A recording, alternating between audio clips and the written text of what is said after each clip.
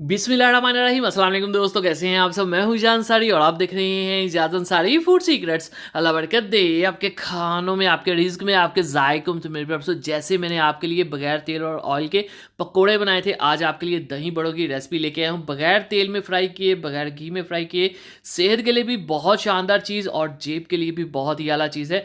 Recipe बहुत special है, एक एक स्टेप को ध्यान से देखिएगा ताकि आप भी इतने ही परफेक्ट दही बड़े बना सके। बहुत से टिप्स एंड ट्रिक्स भी आपसे शेयर करूँगा। तो रेसिपी बहुत ही आसान है। यहाँ पे सबसे पहली चीज़, हमने 1 कप चने की दाल और आधा कप हमने मूंग की दाल अच्छे से धो के भिगो के रखी थी, कोई 4 से 6 घंटे पहले। ठीक है, अब यहाँ पे अच्छे से धोने का मतलब अच्छे से धोना ही है। देखिए पानी कितना साफ़ है। ठीक है, तो इसी तरह से आपने दाल को भिगो के अच्छे से धो लेना है।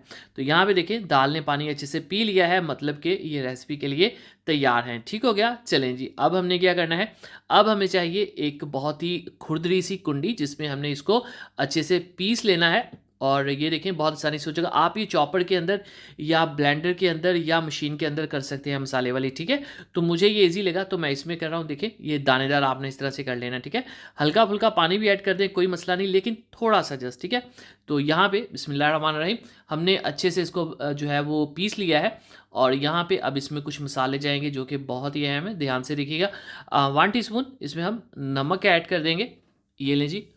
और अगली चीज़ इसमें जाएगी अजवाइन। ठीक है, 1/4 टीस्पून या हाफ़ टी स्पून इसमें हम अजवाइन का ऐड करेंगे, जो कि सबसे अहम है। इसका मसाला ही जो है वो अजवाइन है। ज़ीरा हाफ़ टी स्पून पाउडर की फॉर्म में ऐड करेंगे। और इसमें हमने काली जो लाल मिर्च है वो ऐड नहीं करनी। हल्दी क्यों ऐड कर रहे हैं, क्योंकि हमने इसको फ्राई नहीं करना, तो कलर जो है वो थोड़ा सा अच्छा आ जाएगा। ठीक हो गया। चलें जी, अब हमने क्या करना है, अच्छे से इसको कर देना है मिक्स। और यहीं पे एक चीज़ उसमें और जाएगी जो इसको थोड़ा सा फुला देगी और साथ ही साथ इसकी पकाई में बहुत ज़्यादा हेल्पफुल होगी। ठीक है, तो यहाँ पे हम इसमें ऐड कर देंगे हाफ़ टी स्पून मीठा सोडा, जो खाने का सोडा होता है वो वाला। और अगर अभी तक आपने मेरे चैनल को सब्सक्राइब नहीं किया जनाब, तो चैनल को सब्सक्राइब कर लिया करें और बेल आइकन को ज़रूर प्रेस किया करें, ताकि आपको हर रोज़ जो मेरी रेसिपी सुबह 7 बजे आती है आपको उसका नोटिफिकेशन मिल जाए। ठीक है, तो अच्छे से हमने जो मीठा सोडा इसको इसके अंदर मिक्स करना है। ठीक है, कोई भी कसर नहीं छोड़नी।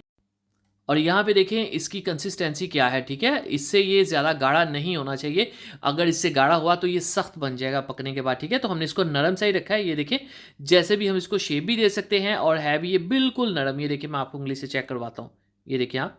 तो अब हमने क्या करना है, इसको हमने करना है स्टीम। तो उसके लिए हमारे पास ये देखें मोल्ड है जिसमें हम कप केक्स वगैरह बनाते हैं। अगर आपके पास नहीं है तो सिंपल जो स्टीमर होता है उसके ऊपर भी बन जाएंगे। ठीक है, तो इस टाइप के हमने इसके बना लिए हैं बॉल, और इसको हमने इसके अंदर ग्रीस करने के बाद ऑयल रख देना है। ठीक है, तो ये देखें बहुत आसानी से ये आ जाएंगे। अगर ये थोड़ा सा पतला भी हो जाए लिक्विड तो डजेंट मैटर। चलें जी, अब ये जब हमने इसको स्टीम करना है तो उसके लिए एक बड़ा सा पतीला लेंगे, कोई भी पुराने वाला, उसमें थोड़ा सा पानी ऐड कर देंगे, 1 गिलास ढक्कन रख देंगे, फ्लेम को हाई कर देंगे ताकि इसके अंदर जो है वो स्टीम जो है वो पैदा हो जाए। ठीक है, तो ये देखें 2 मिनट में स्टीम जो है वो हो गई है। हम इसमें रखेंगे एक स्टीमर। अच्छा, अगर आपके पास मोल्ड नहीं है ना ये केक वाला, तो ये स्टीमर के ऊपर भी आप बटर पेपर लगाकर इसके ऊपर ये जो बॉल हमने बनाए हैं रख के स्टीम कर सकते हैं। ठीक है, उसमें भी परफेक्टली हो जाते हैं, बस शेप का थोड़ा सा फ़र्क आता है। ढक्कन रख देंगे तकरीबन 15 मिनट के लिए लो सा फ्लेम करके, और उसी दौरान हम यहाँ पे एक शानदार सा सॉस तैयार कर लेते हैं। तो याद रखिएगा दही बड़े में जो दही जाती है वो कैसे जाती है। ठीक है, तो यहाँ पे 1 कप हमें चाहिए ठंडा ठार जो है वो दही, और इसके अंदर हम ऐड करेंगे 1 से 2 चम्मच चीनी के। ठीक है, और साथ ही साथ टेस्ट को स्टेबल करने के लिए हम इसमें ऐड करेंगे 1 चुटकी नमक। ठीक है, अब अच्छे से हमने इसको कर देना है मिक्स, जिससे इसकी चिकनाहट जो है वो उभर आएगी। ठीक है, चलें जी, दूसरी तरफ तकरीबन 15 मिनट हमने स्टीम ले लिया लो फ्लेम के ऊपर। और यहाँ पे आपने चेक कैसे करना है ये कुक हुए हैं कि नहीं हुई। एक तीली लें आप सिंपल सी। ठीक है, और इसके अंदर ऐसे डाल के आप चेक कर लें, अगर ये ड्राई है तो इसका मतलब ये डन हो चुका है। ठीक है, उसके बाद आपने क्या करना है, इसको निकालना है।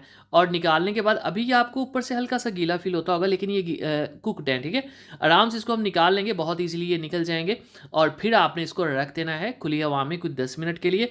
उससे ये बिल्कुल ड्राई, और जो है इसके ऊपर जो हल्की फुल्की आपको नमी नज़र आ रही है ये गायब हो जाएगी ऑटोमेटिकली। ठीक है, तो यहाँ पे देखिए नमी बिल्कुल गायब हो चुकी है। मैंने सिर्फ 10 मिनट का स्टे दिया इसको। अब आपने इसको सर्व कैसे करना है, ठीक है। ये देखिए बहुत ही सॉफ्ट है अंदर से, बहुत ही जालीदार। तो चलें जी, इसके ऊपर आपने ये मीठा जो है वो दही ऐड करना है, और ये हरी चटनी, इसकी रेसिपी मेरे चैनल पे मौजूद है, लिखें हरी चटनी जाद अंसारी, आपको मिल जाएगी।